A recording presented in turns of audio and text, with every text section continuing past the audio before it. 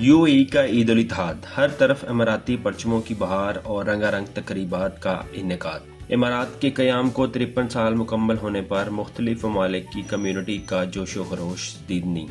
Sharjah में मुस्लिम league नून इमारात के ज़ेर एहतमाम ईद उल वतनी पर लोगों ने इमारात के हर दिल अजीज़ हुक्मरानों और आवाम से इज़हार यकजहती करते हुए यूएई से अपने वालेहाना मोहब्बत का भरपूर इज़हार मुख्तलिफ अंदाज में किया और मुबारकबाद पेश की। मेहमानों का कहना था, पाकिस्तान में भी यूएई जैसी तरक्की देखने के ख्वाहां हैं।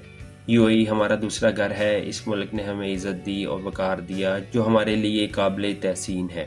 इस मौका पर इमारात के कौमी दिन की खुशी में खसूसी केक भी काटा गया और शरीक मेहमानों को गुलदस्ते पेश किए गए। तकरीब में शुरका ने इमाराती परचम लहराकर इमारात से अपनी वालेहाना मोहब्बत का इजहार किया।